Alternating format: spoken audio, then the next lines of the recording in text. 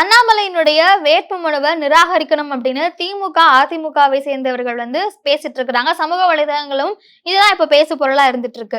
எல்லா வேட்பாளர்களும் அவங்களுடைய அஃபிடவிட்டை சப்மிட் பண்ணுவாங்க. அப்படி அண்ணாமலை சப்மிட் பண்ண அஃபிடவிட்டின் படி அவருடைய சொத்து மதிப்பு அப்படின்னு பார்க்கும்போது அவர்கிட்ட 1,12,00,000 ரூபாய் இருக்கு அப்படின்றத சொல்லியிருக்கிறாரு. கையில ரொக்கமா 5,11,000 இருக்கு அப்படின்னா, அதே மாதிரி அவருடைய மனைவி பேர்ல 53 லட்சம் இருக்கிறதாவும் அவர் அஃபிடவிட்ல குறிப்பிட்டிருக்கிறாரு.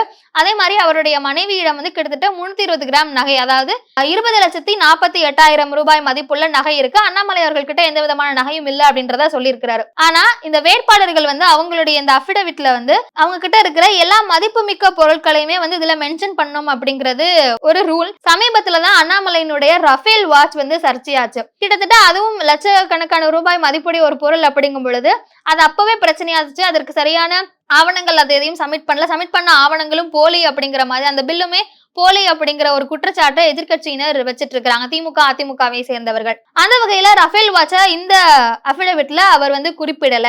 இன்னொரு விஷயம், அதை வேட்புமனு சரியான முறையில இல்ல அப்படின்ற மாதிரி ஒரு பிரச்சனையா எதிர்கட்சியினர், அதாவது திமுக அதிமுகவை சேர்ந்தவர்கள் கொண்டு போயிட்டு இருக்கிறாங்க. அதே மாதிரி அண்ணாமலை இதுக்கு முன்னாடி பேசின காணொலிகள்ல என்ன சொல்லியிருந்தாரு அப்படின்னா, ஒரு சில காணொலியில எனக்கான செலவுகள் எல்லாத்தையுமே என்னுடைய நண்பர்கள் தான் பாத்துக்கிறாங்க. என்னுடைய வீட்டு வாடகையா இருக்கட்டும், நான் பிரச்சாரத்துக்கு போறேன் இல்ல எங்க போறேன் அப்படின்னாலும் என்னுடைய காருக்கு பெட்ரோல் டீசல்ல இருந்து எல்லாருமே என் ஃப்ரெண்ட்ஸ் தான் பாத்துக்கிறாங்க.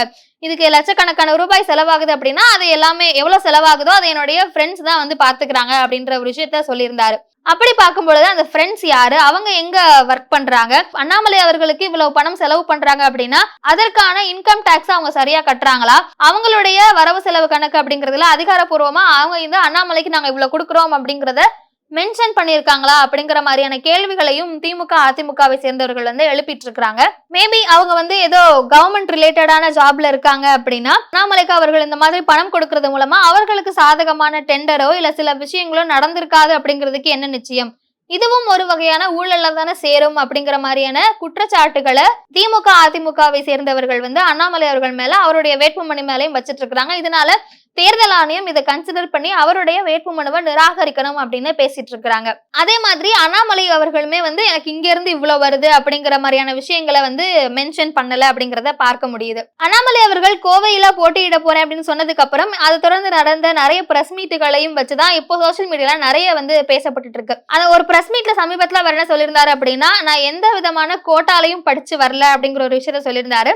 ஆனா அவரே இதுக்கு முன்னாடி நடந்த சில வருஷங்களுக்கு முன்னாடி ஒரு பேட்டியில நான் இந்த கோட்டால தான் படிச்சு உள்ள வந்தேன் அப்படிங்கிற ஒரு விஷயத்தை சொல்லியிருந்தாரு. சோ அது ரெண்டையும் பொருத்தி பார்த்து சோசியல் மீடியால நிறைய விஷயங்கள் பேசப்பட்டு இருக்கு. சோ இது தொடர்பா அண்ணாமலையினுடைய வேட்புமனுல சரியான தகவல்கள் ஆதாரப்பூர்வமா இல்ல, அதனால அதை நிராகரிக்கணும் அப்படின்னு திமுக அதிமுகவை சேர்ந்தவர்கள் பேசிட்டு இருக்காங்க. தேர்தல் ஆணையத்து மேல ஏற்கனவே இருக்கிற குற்றச்சாட்டு என்ன அப்படின்னா, சின்னம் தொடர்பான பிரச்சனையில பாஜக கூட்டணியில இருக்கக்கூடிய கட்சிகள் பாமக, தமிழ் மாநில காங்கிரஸ், அதே மாதிரி டிடிவி தினகரனுக்கு குக்கர் சின்னம் அப்படின்னு இவர்கள் பாஜக கூட்டணியில யார் யாரெல்லாம் இருக்கிறாங்களோ அவங்களுக்கு சரியான முறையில உடனே சின்னம் ஒதுக்கப்படுது. இந்த பக்கம் நாம் தமிழர், திமுக சேர்ந்த கூட்டணி விசிகாவாக இருக்கட்டும், அதே மாதிரி மதிமுகவுக்கு பம்பர சின்னம், இந்த மாதிரி பாஜக கூட்டணியில இல்லாத கட்சிகளுக்கு சின்னம் தொடர்பான சிக்கல்கள் தொடர்ந்து எழுந்துட்டே இருக்கு. இப்ப வரைக்கும் அதற்கான சரியான தீர்வு கிடைக்கல. சோ தேர்தல் ஆணையம் பாஜகவினுடைய கட்டுப்பாட்டில் இயங்குகிறதா அப்படிங்கிற ஒரு குற்றச்சாட்டை சோசியல் மீடியாலையும் எதிர்கட்சியினரும், அதாவது திமுக அதிமுக சேர்ந்தவர்கள், நாம் தமிழர் கட்சியினர் தொடர்ந்து முன் வச்சிட்டு இருக்காங்க. அதன் அடிப்படையில அண்ணாமலை அவர்களுடைய வேட்புமனு மீது இப்படி ஒரு குற்றச்சாட்டு வந்திருக்கு. இதற்கு தேர்தல் ஆணையம் என்ன நடவடிக்கை எடுக்க போறாங்க, அந்த சின்னம் தொடர்பா ஏற்கனவே தேர்தல் ஆணையத்தின் மேல இருக்க குற்றச்சாட்டு பிளஸ் இதுவும் ஆடா இருக்கு தேர்தல் ஆணையத்தின் மேல, இதுல என்ன மாதிரியான நடவடிக்கைகள் எடுக்க போறாங்க, அண்ணாமலை அவர்கள் இதற்கு என்ன பதில் சொல்ல போறாரு? ஏன்னா டீ குடிக்கணும்னா கூட நான் சொந்த காசுல தான் குடிப்பேன், ₹1 செலவு பண்ணாம நான் தேர்தலை சந்திப்பேன் அப்படின்லாம் சமீப காலத்துல பேசி இருந்தாரு. எதிர்கட்சியினர் கேட்கக்கூடிய, அதிமுக திமுகவினர் கேட்கக்கூடிய இந்த கேள்விகளுக்கு அண்ணாமலை என்ன பதில் சொல்ல போறாரு, தேர்தல் ஆணையம் என்ன பதில் சொல்ல போறாங்க அப்படிங்கறத நம்ம பொறுத்திருந்து பார்க்கலாம்.